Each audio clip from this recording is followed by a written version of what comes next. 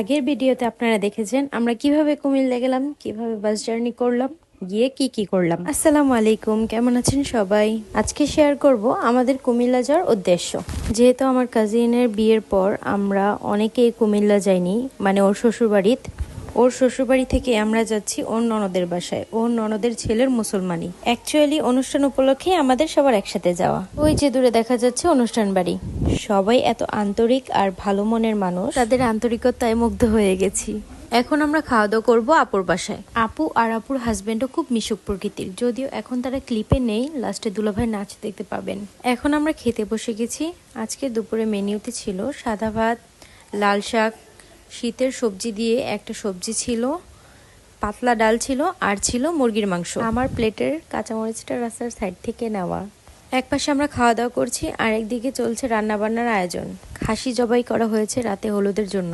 বাড়ির উঠানে বসে এখানে বিভিন্ন আয়োজন করছে পরের দিনে রান্না বান্নার জন্য। তাদের এখানে প্রচলিত একটি নিয়ম, হলুদ দেওয়ার আগে মেহেদি তুলতে যায় সবাই মুরব্বীরা। এই ব্যাপারগুলো খুব ইন্টারেস্টিং, এক এক জায়গার এক এক নিয়ম।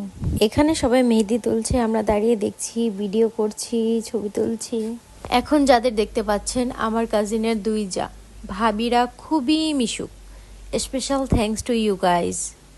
যার জন্য এত আয়োজন, তাকে এখন গোসল করানো হচ্ছে হলুদ দিয়ে।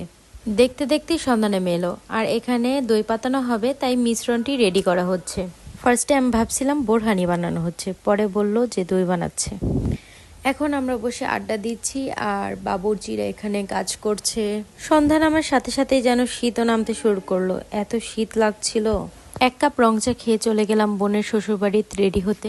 গাড়িতে বসে আমরা দুজন আবার দুধ চা খেয়েছি। এই তো জামাই মশাই রেডি, সাথে জামাইয়ের বাবা মা, মানে আমাদের আপু আর দুলা ভাই।